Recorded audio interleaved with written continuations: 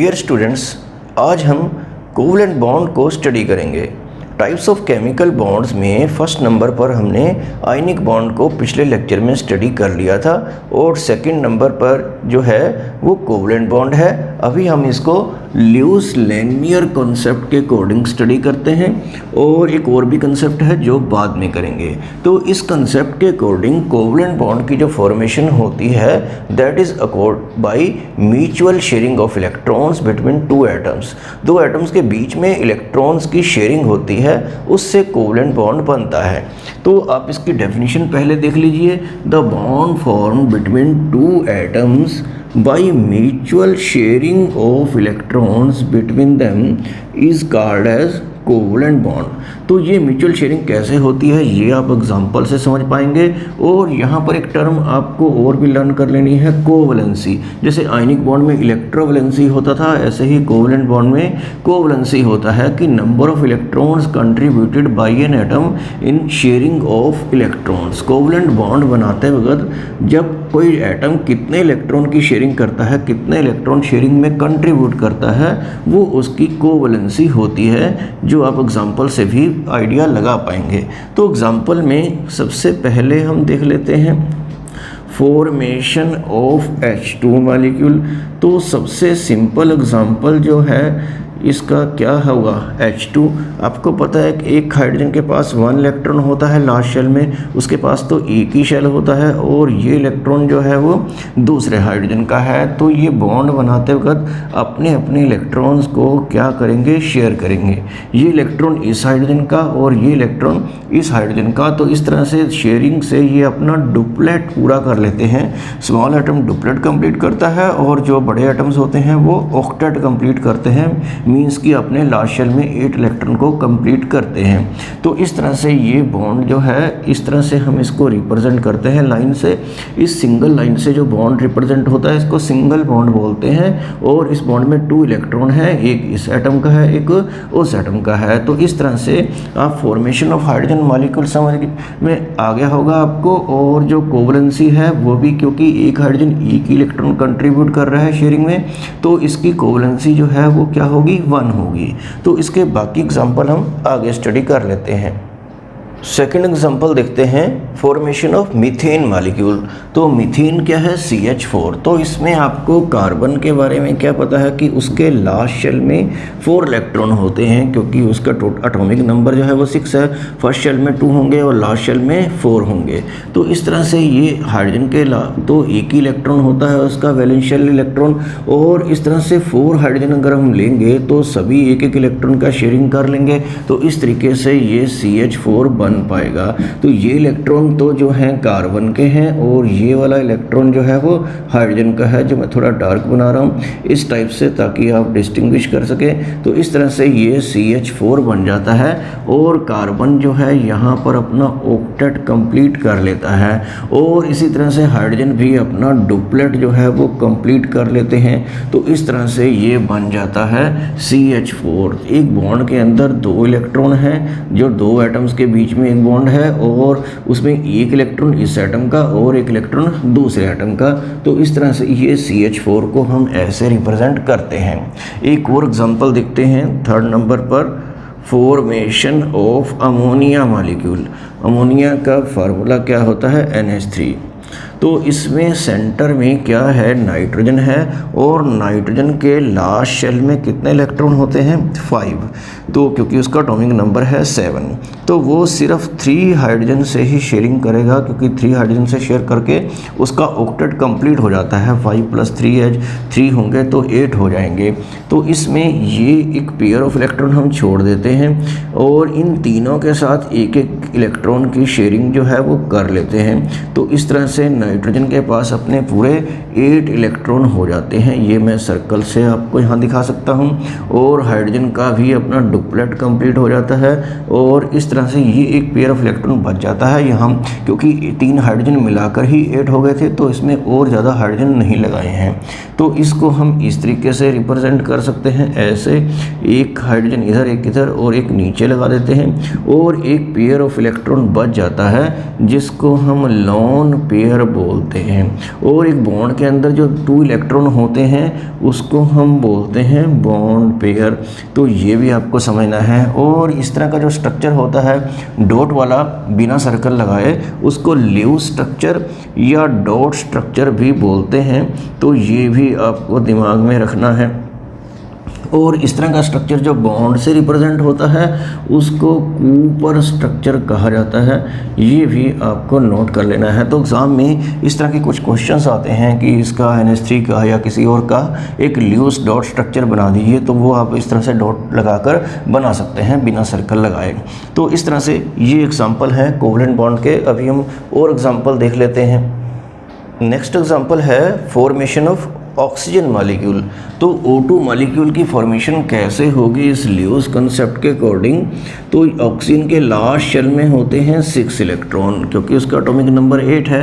तो 8 पूरा करने के लिए उसको 2 इलेक्ट्रॉन्स की शेयरिंग करनी पड़ती है। तो दूसरे ऑक्सीजन के लास्ट में भी 6 इलेक्ट्रॉन हैं, तो 2-2 की शेयरिंग करने से ही वो 8 पूरे हो पाएंगे। तो देखिए ये ऑक्सीजन मैंने इस तरीके से बनाया और यहाँ पर दूसरा ऑक्सीजन बनाया, तो इसके ये 2 इलेक्ट्रॉन हैं और इस तरह से ये टोटल 6 इलेक्ट्रॉन इस ऑक्सीजन के पास भी हैं। तो यहाँ पर आप इसको समझिए कि ये इस तरीके से मैंने ये सर्कल ड्रा किया है कि इसके वो वाले ऑक्सीजन के 2 इलेक्ट्रॉन मिलाकर 8 पूरे हो जाते हैं और इस तरह से इस ऑक्सीजन के भी 8 कंप्लीट हो जाते हैं। तो इस तरह से ये एक बॉन्ड बन जाता है, क्योंकि एक बॉन्ड के अंदर 2 इलेक्ट्रॉन होते हैं और यहाँ टोटल 4 की शेयरिंग हुई है। तो इस तरह का बॉन्ड बनेगा ये, इसको डबल कोवलेंट बॉन्ड बोलते हैं। अभी जो पिछले एग्जाम्पल आपने किए थे NH3 या हाइड्रोजन का जो या CH4 का, उसमें सभी सिंगल बॉन्ड थे। ये एक डबल बॉन्ड है। तो इस तरह से बॉन्ड सिंगल भी होता है, जैसे हाइड्रोजन के केस में सिंगल बॉन्ड था, और डबल भी होता है, ट्रिपल भी होता है। उसका एग्जाम्पल हम आगे दे देते हैं। तो अगला जो एग्जाम्पल है हमारा वो है फॉर्मेशन ऑफ नाइट्रोजन मॉलिक्यूल। तो नाइट्रोजन कैसे बनेगा N2, तो वो भी आपको देखना है। तो नाइट्रोजन के लास्ट में होते हैं 5 इलेक्ट्रॉन, तो 3 की शेयरिंग करनी पड़ेगी। तो मैं ये 3 इलेक्ट्रॉन इस साइड लिख देता हूँ और 2 इस साइड, और इस तरह से ये दूसरा नाइट्रोजन है उसके भी 3 इस साइड लिख देते हैं ताकि वो 3 की शेयरिंग करके 8 कंप्लीट हो जाए। तो इस तरीके से ये 3-3 की शेयरिंग होगी इसमें, और ये 2 इलेक्ट्रॉन जो है इस तरीके से होगा। तो ये 3 इलेक्ट्रॉन इसके मिलाकर इस नाइट्रोजन का ऑक्टेट कंप्लीट हो जाएगा, और ये नाइट्रोजन भी इसी तरह से अपना ऑक्टेट कंप्लीट कर लेगा। 3 और 3 6 और 2 ये है 8 हो गए। तो ये जो मॉलिक्यूल बना है वो इस टाइप से बना है। इसमें एक ट्रिपल बॉन्ड होगा और ये एक लोन पेयर इस नाइट्रोजन के ऊपर और एक लोन पेयर इस नाइट्रोजन के ऊपर भी रहेगा। और बॉन्ड के अंदर 2 इलेक्ट्रॉन होते हैं, वो आपको पता है कि उसे बॉन्ड पेयर बोलते हैं, और ये जो शेयर नहीं होता इलेक्ट्रॉन उसे बोलते हैं लोन पेयर। तो इस तरह का इसका ये बनेगा स्ट्रक्चर। और ये जो इस तरह के स्ट्रक्चर होते हैं बिना सर्कल लगाए, तो ये आपको पता है इसे क्या बोलते हैं, लीव स्ट्रक्चर या डॉट स्ट्रक्चर। तो इस तरह से इसका कोवलेंट बॉन्ड का डेफिनेशन और एग्जाम्पल आपको लर्न करने हैं। कोवलेंट बॉन्ड में आपको और भी कुछ एग्जाम्पल ट्राई कर लेने हैं। जैसे यहाँ पर ये लिखा है F2Cl2 H2O HCl, ये C2H6 है जिसको इथेन बोलते हैं। C2H4 जो है ये इथीन है, और यहाँ पर है C2H2 जिसको इथाइन बोलते हैं, और ये PCl3 है, और ये HCl भी। इनके भी आपको ल्यूज जो डॉट स्ट्रक्चर हैं वो बना के देखने हैं और ऑक्टेट कंप्लीट होता है या नहीं। तो HCl का जब आप बनाएंगे तो वो इस टाइप से बनेगा, और यहाँ पर 3 लोन पेयर भी होंगे। याद रखना कि हाइड्रोजन पर कोई लोन पेयर नहीं होता है। और इस तरह से जब आप वाटर का बनाएंगे तो उसमें आपको ऑक्सीजन के पास 2 लोन पेयर बचेंगे, इस टाइप का इसका ल्यूज डॉट स्ट्रक्चर बनेगा, और ऑक्सीजन के पास 2 लोन पेयर होंगे और 2 बॉन्ड पेयर भी यहाँ आपको नजर आएंगे। तो ऐसा ये क्वेश्चन भी आता है, how many lone pairs and bond pairs are present in 1 molecule of H2O। तो इसका आंसर आएगा 2 lone pair and 2 bond pair. तो इस तरह से ये सब आपको ट्राई करने हैं। और ये जो C2H6 C2H4 और C2H2 हैं, इसमें आपको याद रखना है कि इस टाइप से स्ट्रक्चर बनने वाला है। इसमें H6 हैं तो 3 इस कार्बन पर होंगे और 3 इधर वाले कार्बन पर। इस टाइप से। अगर आप C2H4 ट्राई करेंगे तो उसमें C तो 2 ही है और H क्योंकि 4 हैं तो 2 H इधर होंगे और 2 H इधर होंगे, इस टाइप से। तो यहाँ पर आप देख रहे हैं कि कार्बन की वैलेंसी तो 4 होती है, तो कार्बन के 4 बॉन्ड ही होने चाहिए। तो इसका मतलब ये हुआ कि यहाँ पर डबल बॉन्ड आएगा, तभी इसकी जो है ऑक्टेट कंप्लीट हो पाएगा और वैलेंसी इसकी 4 हो जाएगी। इस तरह से जब आप इथाइन बनाएंगे तो उसमें ट्रिपल बॉन्ड आ जाएगा, तो वो भी आपको ट्राई करना है। तो मैं यहाँ पे आपको बता देता हूँ, इस टाइप से उसका जो स्ट्रक्चर बनने वाला है वो ये है। और PCl3 में भी आप देखेंगे कि इसमें एक लोन पेयर बचेगा, तो ये सब भी आपको ट्राई कर लेना है। और ये लीव स्ट्रक्चर, जो डॉट स्ट्रक्चर बोलते हैं, Cooper structure, lone pair, bond pair, in terms को भी स्टडी कर लेना है।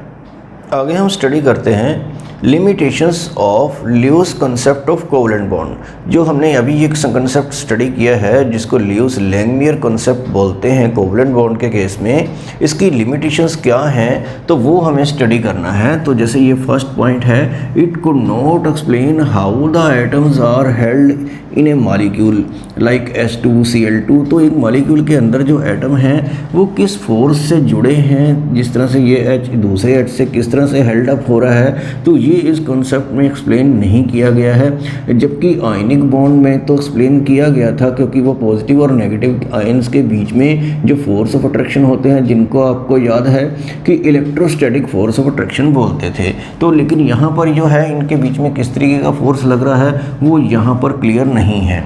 और सेकंड पॉइंट देखिए, it could not explain the formation of compounds like.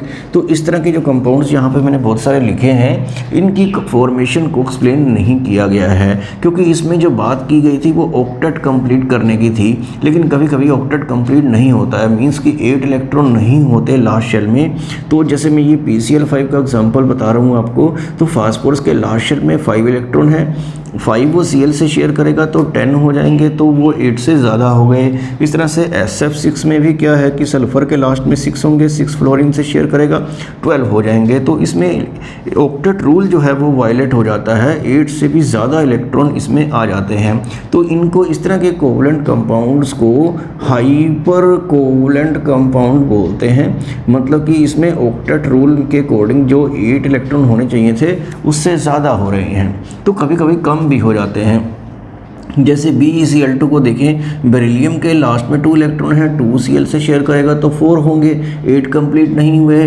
और BF3 में बोरोन के लास्ट में 3 इलेक्ट्रॉन है, 3 फ्लोरीन से शेयर किए तो कितने हुए 6, तो वो भी 8 से कम है। इस तरह से इसमें भी 6 ही होंगे, 8 से कम होंगे। इस तरह के जो कंपाउंड्स को बोलते हैं इलेक्ट्रॉन डेफिशिएंट कंपाउंड बोलते हैं, मतलब कि इनमें इलेक्ट्रॉन की कमी है, 8 पूरे नहीं हुए हैं। तो ऑक्टेट रूल के अकॉर्डिंग इसमें बनता है कोवलेंट बॉन्ड में, लेकिन इन केसेस में तो 8 इलेक्ट्रॉन इसमें ज़्यादा हो रहे हैं, इसमें कम हो रहे हैं। और ये जो है HCF2, HCF4, KrF2 एट्सेट्रा, इस तरह के जो कंपाउंड्स हैं, these are called as compound of noble gases. ये जीनॉन, क्रिप्टॉन वगैरह ये नोबल गैसेस होती हैं। तो आपको पता है कि नोबल गैसेस में तो ऑलरेडी 8 इलेक्ट्रॉन होते हैं लास्ट शेल में, तो वो कंपाउंड कैसे बनाती हैं ये इस कॉन्सेप्ट में एक्सप्लेन नहीं किया गया है।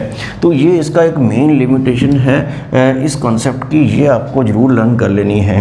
और थर्ड पॉइंट देखते हैं, इट को not explain the release of energy during the formation of covalent bond. तो जब बॉन्ड बनता है तो एनर्जी रिलीज होती है, तो उसके बारे में इस कॉन्सेप्ट में एक्सप्लेन नहीं किया गया है। और यहाँ पर जो अगला पॉइंट है वो है, it could not explain the formation of molecules like NO, NO2 etcetera. तो इस तरह के मॉलिक्यूल्स को बोलते हैं ओड इलेक्ट्रॉन मॉलिक्यूल्स। तो इनके बीच में जो बॉन्ड बनेगा वो एक ओड इलेक्ट्रॉन बॉन्ड हो जाएगा, क्योंकि जब भी आप कोवलेंट बॉन्ड को स्टडी करते हैं तो उसमें लोन पेयर है या बॉन्ड पेयर है, सभी में इवन नंबर ऑफ इलेक्ट्रॉन्स ही होते हैं। लेकिन इस केस में अगर आप देखें, या इस केस में नाइट्रोजन के लास्ट में 5 होंगे, ऑक्सीजन के लास्ट में 6 होंगे, तो 5 + 6 कितना हो जाएगा 11। तो उसका डिस्ट्रीब्यूशन किस तरह से रहेगा, क्योंकि वो इवन नंबर नहीं आ रहा है कुछ केसेस में। तो इस तरह से ओड वाले बॉन्ड कैसे बनते हैं ये भी इस कंसेप्ट में एक्सप्लेन नहीं किया गया है। तो ये कोवलेंट बॉन्ड और उसकी लिमिटेशंस को आपको नोट कर लेना है और हर पॉइंट को अच्छे से समझ लेना है। आगे देखते हैं क्वांटम और modern theory of covalent bond. तो इसमें आपको ये बताया जाता है कि हर सिस्टम जो है कि मिनिमम एनर्जी की स्टेट लाने की कोशिश करता है। Every system tries to attain a state of minimum energy, क्योंकि मिनिमम एनर्जी वाली स्टेट ही मैक्सिमम स्टेबिलिटी वाली स्टेट होती है। अगर आप इसको एटम्स की टर्म में समझें तो आपको पता है कि जब एटम कंबाइन करते हैं तो उसमें ऐसे न्यूक्लियस होता है और इस तरह से क्या होती है, इलेक्ट्रॉन क्लाउड होती है। इस तरह से दूसरा एटम है, सपोज दो H एटम आपस में क्लोज आते हैं तो वो बॉन्ड बनाएंगे या नहीं, ये देखना होता है। तो इसमें क्या होता है कि एटम के क्लोज आने पर इसके ये पहले वाले एटम की इलेक्ट्रॉन क्लाउड और दूसरे के न्यूक्लियस से अट्रैक्ट हो जाती है और इसकी इलेक्ट्रॉन क्लाउड इसके न्यूक्लियस से अट्रैक्ट होगी। लेकिन ये दोनों इलेक्ट्रॉन क्लाउड आपस में रिपेल भी होंगी और दोनों न्यूक्लियाई जो है, न्यूक्लियस को प्लूरल न्यूक्लियाई बोलते हैं, ये भी आपस में क्या होंगे, रिपेल होंगे। इट मीन्स कि जब टू एटम क्लोज आते हैं तो अट्रैक्टिव फोर्सेस भी होते हैं उसमें अराइज, कुछ नए अट्रैक्टिव फोर्सेस और कुछ रिपल्सिव फोर्सेस, मींस कि एक दूसरे को धकेलना है दूर, तो रिपल्सिव फोर्सेस भी अराइज होते हैं, क्योंकि जो सेम चार्ज होते हैं वो रिपल्शन करते हैं और अपोजिट चार्ज जो हैं वो अट्रैक्शन करते हैं। ये तो आपको पता ही होगा।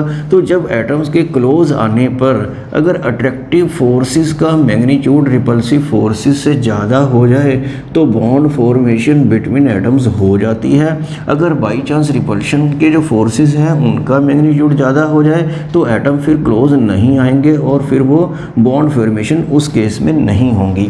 तो ये वाला जो कॉन्सेप्ट इसमें यूज़ करना है कि if attractive forces are more than repulsive forces then bond formation will take place. तो इसको हम एग्जाम्पल से समझ लेते हैं।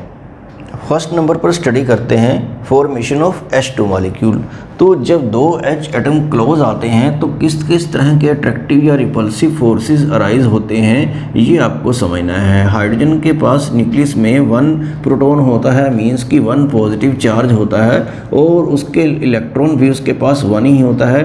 तो एक इलेक्ट्रॉन इस तरह से उसके चारों तरफ जो है वो इस तरह से रिवॉल्व करता है और इस तरह से दूसरा जो हाइड्रोजन एटम है उसके पास भी यही सिचुएशन है कि एक प्रोटॉन होगा उसके न्यूक्लियस में और एक इलेक्ट्रॉन होगा जो इस तरह से ऐसे रिवॉल्व करेगा।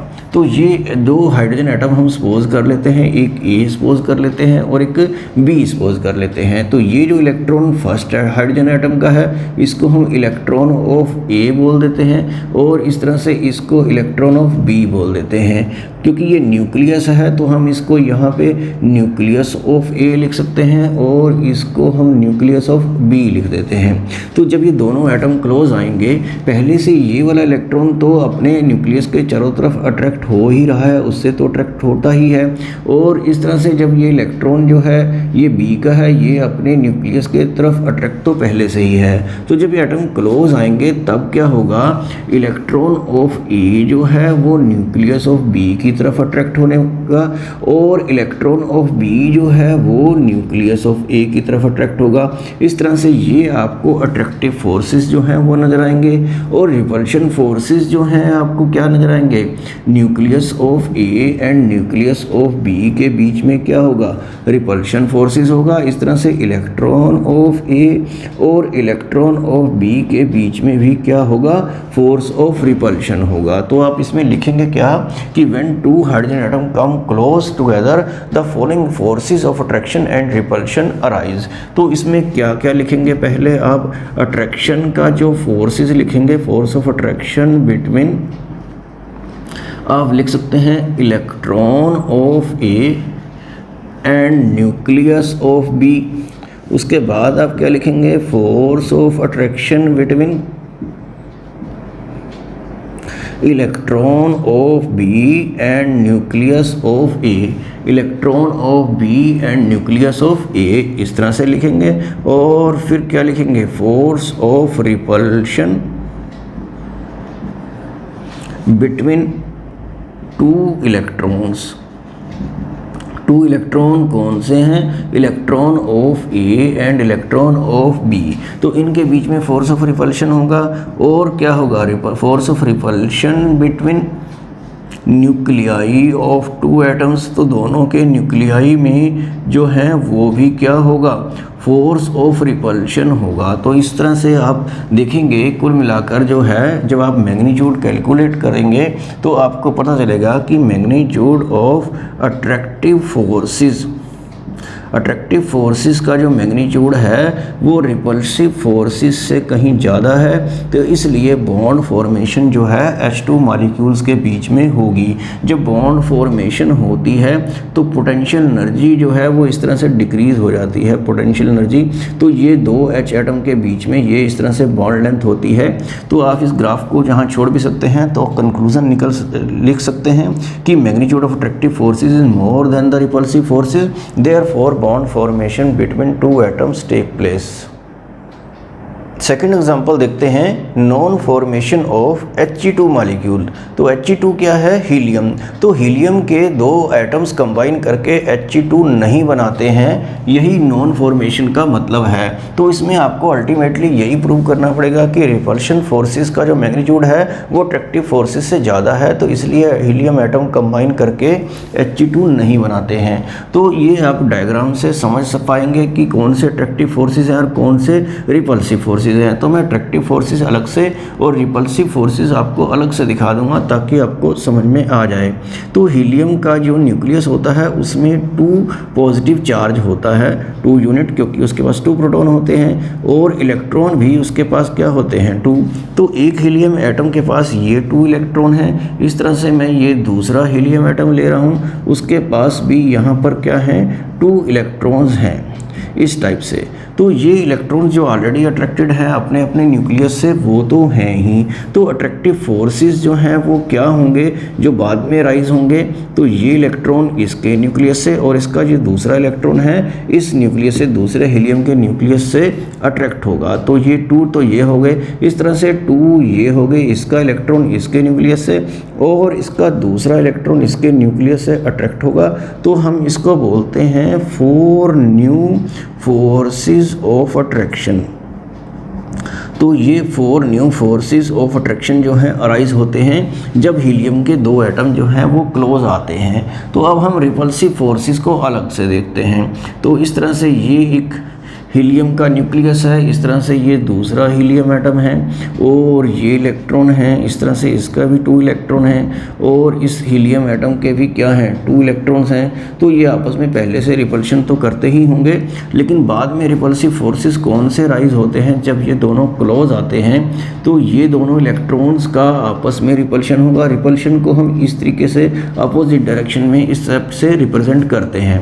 तो इन दोनों न्यूक्लियाई के बीच में भी क्या होगा, ऐसे रिपल्शन होगी, एक दूसरे से दूर जाएंगे और ये दोनों इलेक्ट्रॉन भी आपस में रिपेल करेंगे। तो 3 तो ये हो गए हैं। अब ये इलेक्ट्रॉन इस इलेक्ट्रॉन से भी क्या करेगा, ये रिपल्सिव जो है वो फील करेगा और ये इलेक्ट्रॉन इस तरह से इस इलेक्ट्रॉन से क्या होगा, रिपेल होगा। तो यहाँ पर आप क्या देख रहे हैं, 5 न्यू फोर्सेस ऑफ रिपल्शन,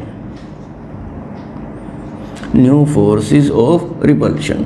तो ये नंबर ऑफ फोर्सेस नहीं देखते बल्कि मैग्नीट्यूड ऑफ फोर्सेस जो है वो इसमें स्टडी किया जाता है। तो जब आप इन दोनों डायग्राम्स को ध्यान से देखेंगे तो ये क्लियर हो जाएगा कि मैग्नीट्यूड ऑफ रिपल्सिव जो फोर्सेस है that is more than attractive forces. तो ऐसे केस में बॉन्ड नहीं बनता। जब ये 2 एटम्स क्लोज आते हैं तो पोटेंशियल एनर्जी इंक्रीज हो जाती है। एनर्जी का डिक्रीज होने पर ही बॉन्ड की फॉर्मेशन होती है, इंक्रीज होने पर नहीं। तो इस तरह से ये वाला कंसेप्ट आपको यूज़ करना है।